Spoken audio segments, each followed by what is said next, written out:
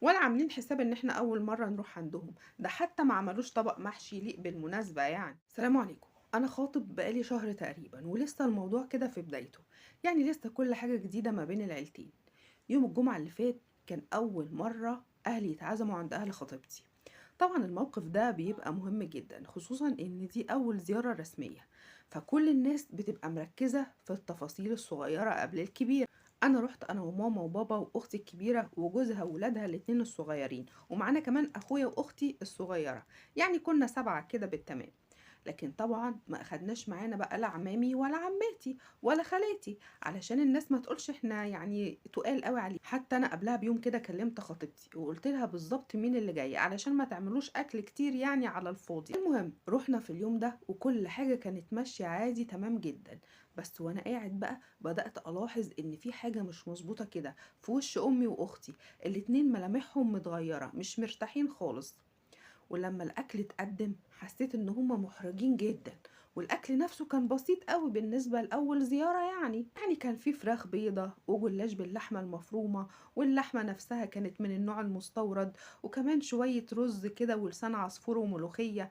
يعني أكل بيت عادي، بس مش أكل عزومة أول مرة زي ما أمي كانت متخيلة. مفيش مثلا بط، مفيش محاشي، مفيش ديك رومي، ولا حاجة تدل على إنهم مستعدين ومقدرين إن إحنا أول زيارة ليهم. الموضوع بقى مر كده، بس ملامح أمي كانت بتقول كل حاجة. ولما مشينا وركبنا العربية بدأت العاصفة بقى. أمي كانت زعلانة جدا وقالت لي بقولك إيه يا ابني، هو ده أكل عزومة؟ فراخ بيضة إيه اللي هم جايبينها دي، ولحمة مستوردة كمان؟ دي الناس مش مقدريننا ولا عاملين حساب إن إحنا أول مرة نروح عندهم. ده حتى ما عملوش طبق محشي يليق بالمناسبة يعني. واختي كمان دخلت في الكلام وقالت لي بصراحة أنا حسيت إن هما مش فارق معاهم وجودنا خالص، لا في الترحاب ولا في التقديم.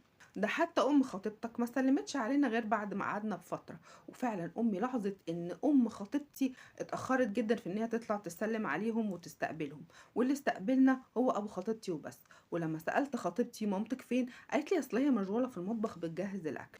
بس أمي أخدت منها موقف بقى من ساعتها وقالت لي يا ابني الست دي ما كانتش مبسوطة بينا خالص. ومن ساعتها وانا مش عارف اعمل ايه، لان فعلا امي عندها حق من وجهة نظرها، وفي نفس الوقت خطيبتي زعلانة جدا. ولما حكيت لها اللي امي واختي قالوه اتضايقت جدا، وقالت لي انت ازاي توافقهم على الكلام ده؟ احنا تعبنا 4 ايام بنجهز للاكل ده والبيت والتنظيف، وربنا يعلم احنا كنا عاملين مجهود قد ايه. وبعدين انتوا بتقيسوا التقدير بنوع الاكل ازاي يعني؟ وبرضه بدأت تقولي أهلك واخدين مننا موقف، وانا بصراحة مش هعرف اعيش معاهم كده بعد الجواز، طالما بقى ان هما شايفيننا بالطريقة دي، خصوصا كمان ان شقتنا تحت بيتكم على طول. فاحنا كده مش هنبقى مرتاحين مع بعض خالص. انا بقيت في النص، لا قادرة ازعل امي ولا عايزة اخسر خطيبتي.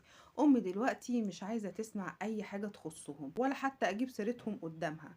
وخطيبتي مصممة ان هي مش غلطانة ومش ناوية تعتذر، لانها شايفة ان هي ما عملتش اي حاجة غلط. وانا بجد مش عارف اتصرف. نفسي اخليها تراضي امي بكلمتين حتى على الاقل، حتى لو على سبيل المجامله. يعني كلمة طيبة كده أو مكالمة لطيفة تقول فيها والله يا طنط إحنا كان نفسنا الأكل يعجبكم، بس يمكن التعب خلانا مقصرين في حاجات يعني، أو ما عملناش الأكل اللي يليق بيكم.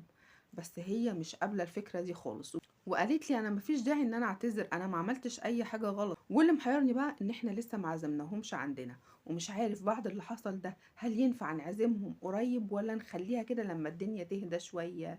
أنا حاسس إن الموضوع لو ما تصلحش دلوقتي ممكن الموضوع يكبر مع الوقت ويتحول لخلاف بين العيلتين، وانا في الاخر اللي هدفع التمن بعد الجواز.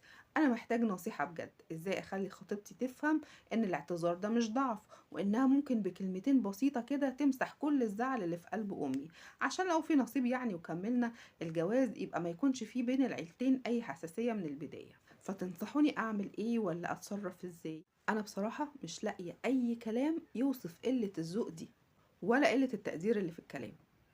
هو بقى كل عزومة المفروض ان هي تجيب لك اكل من فندق 5 نجوم مثلا عشان ترضى انت واهلك؟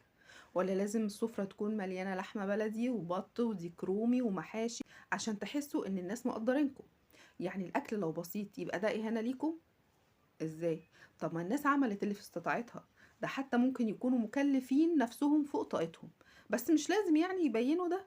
مش لازم يعني الأكل يكون غالي، المهم النية اللي ورا ده. في ناس ممكن تقدم لك أكلة بسيطة جدا بكل حب واحترام، وناس تانية ممكن تقدم لك أكل على صواني من ذهب بس من غير ذوق. وبعدين يا أخي يعني لو الأكل مش عاجبكم ولا على مزاجكم محدش مسك فيك وعزمك، انت اللي عزمت أهلك ورحتوا كلكم عند ناس من غير ما تعرف ظروفهم وإمكانياتهم ايه.